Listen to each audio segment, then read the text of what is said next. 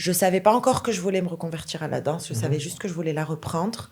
Alors, juste sur ce côté-là, parce que ça, quand je faisais des recherches sur toi, c'est un point qui m'a beaucoup, en fait, intéressé, ça m'a fait sourire et ça a aussi fait écho à certaines choses chez moi. C'est, tu as ce moment-là où ton médecin, en fait, te dit, écoute, tu vas plus pouvoir danser.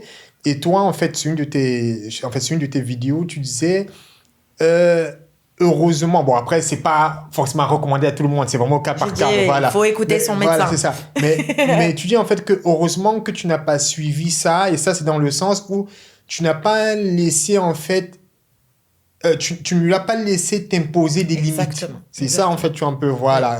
Alors, juste par rapport à ce détail, parce que c'était pas seulement après l'opération. Après l'opération, bien sûr, je devais rester tranquille. Absolument. De toute façon, même quand je rigolais, ça me faisait rire parce que ça affecte les abdos. Donc, j'étais limitée.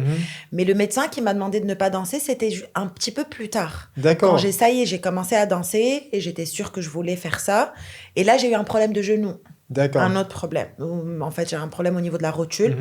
Et c'est là que le médecin m'a dit d'oublier la danse. Wow. Et en fait, pourquoi? Bon, je dis toujours, il faut écouter son médecin. Naturellement. Je ne vais pas donner un conseil inverse, mais les médecins, certains, pas tous, ont trop la facilité d'imposer l'immobilité ou de recommander l'immobilité.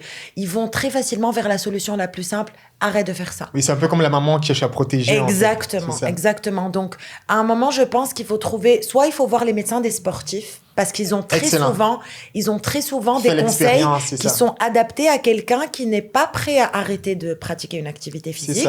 Et puis, en plus, je pense que des fois, ça peut être limite mauvais de recommander à quelqu'un de juste s'immobiliser, parce que ce médecin-là m'a dit, si tu veux faire du sport, fais de la marche. Mais c'est le conseil le plus facile, en fait. Pas dire à quelqu'un. C'est même pas un rapport avec la jeunesse. À tous les âges, on devrait jamais recommander à quelqu'un d'arrêter de bouger. C'est la solution. Il faut plutôt orienter vers, je sais pas, recommander Pilates ou quelque chose de plus accessible, mais... Donc, je ne l'ai pas écouté. C'est ça. Non, en fait, tu vois, là où je suis tout à fait en adéquation avec ce que tu dis, c'est que ce que je remarque, et c'est bien en fait que tu le dises, c'est que bien souvent, le conseil du médecin va dépendre de sa propre expérience. Exact. C'est-à-dire que si on parle en fait à un médecin qui lui-même, il est sportif, j'ai jamais entendu un médecin qui est sportif, qui va te dire en fait arrête. Exact. À la limite, il va te dire change de rythme. Voilà. Ou espace. Et c'est bien souvent des médecins qui n'ont jamais en fait le sport ou qui ne sont pas dans cette expérience-là. Leur premier conseil, c'est souvent immédiatement, voilà, arrête ou ne fais plus jamais, ou autre chose. Et voilà, effectivement. Ça devrait pas. C'est ça. Donc, je ne l'ai pas écouté. C'est ça. Et je pense que le mouvement, il est thérapeutique. Il est thérapeutique. Il est thérapeutique. Exactement.